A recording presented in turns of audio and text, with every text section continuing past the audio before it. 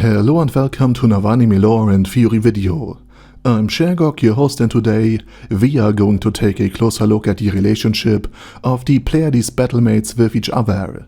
But before we're going to take a closer look at any of this, let me quickly thank my Patreons for supporting this channel, as well as say thanks to all users of the YouTube thanks function for making one-time donations. And with that said, let's get to the topic at hand. The Pleiades battlemates are probably among the most interesting characters in the world of Overlord. The 6 regular fighters are, on the one hand, only strategically important insofar as they should buy Ein Solgon and remaining players enough time to gather in the throne room of the Great Tomb, to fight a final battle and then perish gloriously against the invaders. Because after all, an army that survived Victim, Robedo, and the rest of the main fighting force on the 8th floor would also be able to defeat all 41 players of Nazarick combined. Unless it was just a single underlevel player who was the sole survivor that made it through the 8th floor.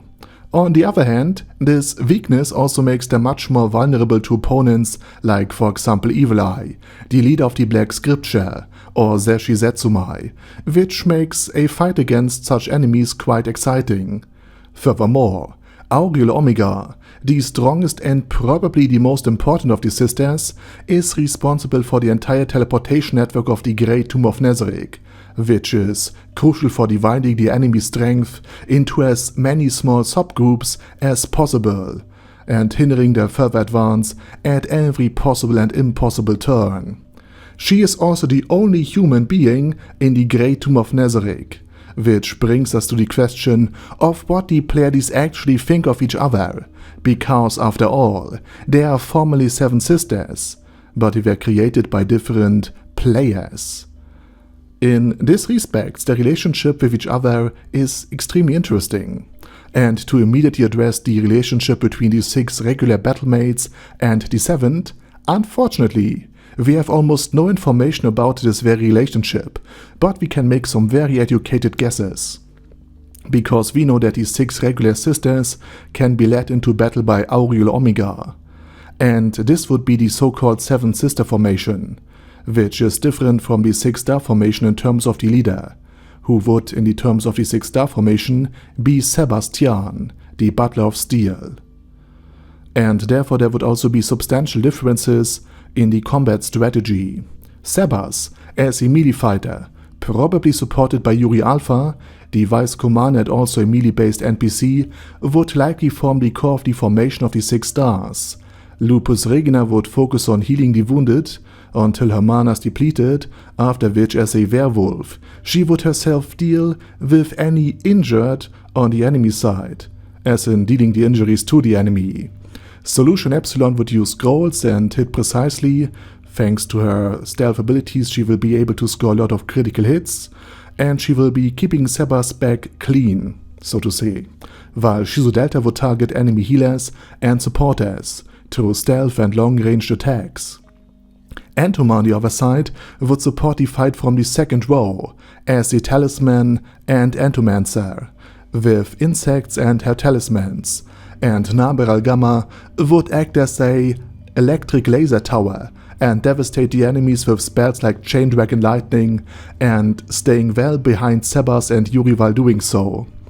This or something similar could be the way the 6-star formation led by Sebastian would fight. However, Auriel Omega's leadership would require a complete rethinking of this fighting style, because unlike Sebastian, Auriel Omega is a support unit and commander who would probably support and buff the regular Pleiades from the 2nd row, and not fight in the 1st like Sebas does.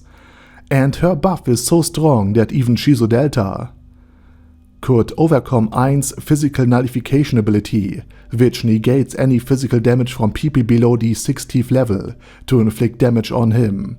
And since Shizu Delta has a level of just 46, that means her buff provides at least the equivalent of 14 levels of strength.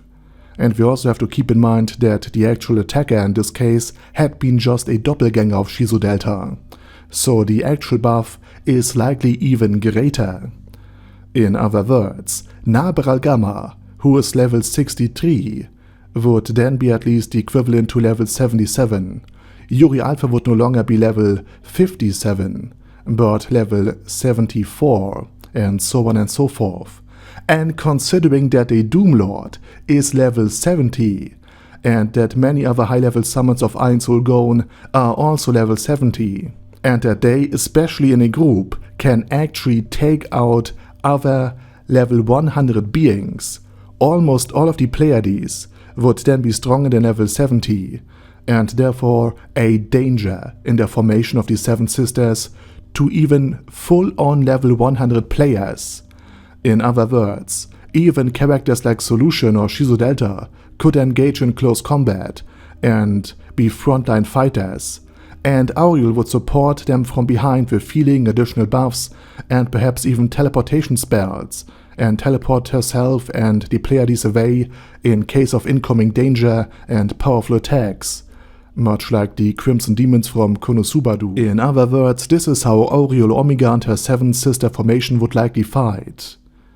And while the combat behavior here would be significantly different, the remaining 6 Pleiades would still likely treat Auriel with the same respect they show towards Sebastian, because this leadership role by Auriel Omega was also intended by the players of the Great Tomb. However, it can be speculated that Auriel is somewhat closer to the Pleiades, and not quite as high above them in the hierarchy as Sebas is, or that the other 6 sisters have a rather more friendly and cordial relationship with her, and less relationship of a head butler and their maids, since Auriel is the 7th and the youngest of the sisters. And the fact that the youngest of the sisters is the leader, which is the complete opposite of what one would expect, also suggests that she was created by Tabuda Smaragdina, someone who is into precisely this type of gap moe. And again, as I said, this is just a little theory of mine. Furthermore, it can be assumed that Auriel Omega knows the strengths and weaknesses of the others inside and out, and just as the regular homuncular maids look up to the battle maids, it could also be that Auriel Omega enjoys kind of an iconic status within the Pleiades, or at least is considered to be a mascot. And next we come to the vice command of the Pleiades, Yuri Alpha. She has a rather cordial and good relationship with the Pleiades in general, but is always seen as somewhat higher in the hierarchy of them, and is therefore also nicknamed Big Sister, because of her status as the vice commander. So just like the Big Brother in 1984, the Big Sister is watching over the Pleiades. Specifically, she's the one who, for example, asked Lupus Regina Beta what's wrong with her, when she openly and loudly fantasized about how nice it would be to see the village of Karn burn and suffer. Yuri Alpha also said that Lupus Regina is almost as bad as Solution Epsilon in this regard. And despite the reprimand and the fact that Yuri Alpha oversees her, Lupus Regina has always been polite and nice to Yuri Alpha, and adhere to her guidelines and commands without objections or hostility. And during the battle between the mercenary team, the so-called workers of Dragonhunt, and Nazarick Old Goddess, it was also Yuri Alpha who reprimanded Entomar not to nibble on the survivors. Yuri Alpha was also the one who had warned Entomar not to build a spiderweb in the fake entrance hall of the Great Tomb of Nazarick. And Yuri Alpha is often the one who calls the Pleiades to order by clapping her hands to draw their attention back to herself, just like her creator, the teacher Yamaiko, always did, whose personality has partially rubbed off on Yuri. In other words, she has a good handle on the other 5 Pleiades and ensures that the other Pleiades with a negative karma value behave themselves at least somewhat. And we also have a wonderful picture of showing the Pleiades eating together, where Nabral Gamma, who is usually rather passive and not very talkative, and often appears very distant, playfully pinches Shizu Delta on the cheek, which indicates that the two have a positive relationship despite their different karma values. In other words, there's no split down the middle of the Pleiades, and to my knowledge, no factions have formed within the Battlemate formation based on karma value. Also, while the regular Pleiades, the regular 6 Pleiades, were enjoying the show as Nazarick's Old Goddess smashed the Dragonhunt team to pieces, there was no tension visible among the Pleiades. Both in the books and in the anime, it seemed as they were watching a mix of sport games and a telenovela. It was very relaxed and a very friendly atmosphere, only occasionally interrupted by some instructions from Yuri Alpha, because after all, they were working. Naberal Gamma also had a few thoughts about the other Pleiades, specifically after seeing the roasted Khajiit, whom she had referred to as a maggot, a worm, and other insects, and she thought that Entomar, who is known for feeding on other insects as the insect queen, would also have some appetite for him.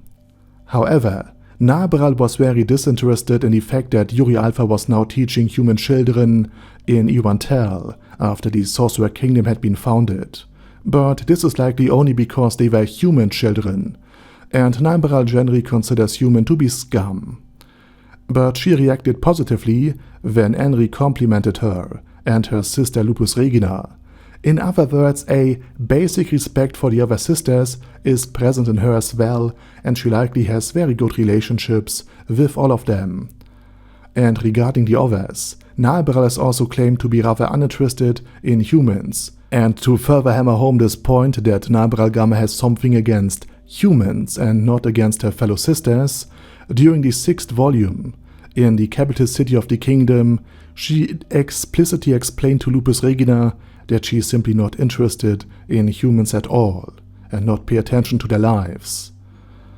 And fun fact, Lupus Regina was also somewhat threatening towards Naberal Gamma, when Lupus Regina stated that Naberal would need to be slightly injured, so that she would show signs of battle, and her cover as a double agent wouldn't be blown.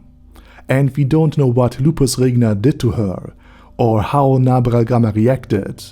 But even Evil Eye could tell that Naberal wasn't as badly wounded as she herself was, after fighting against both Yuri Alpha and Shizo Delta, the two Pleiades with positive karma values, and therefore the safer ones among the 7. So Lupus Regina must have held back against Naberal and was not overly aggressive or lost composure while she enjoyed herself, which again suggests a good relationship among all of them, and between Naberal Gamma and Lupus Regina Beta, which again is further hammered home by the compliment that Henry gave both of them, and how Naberal reacted. And finally I want to mention a small action and a very nice detail that was seen before the fight against Evil Eye.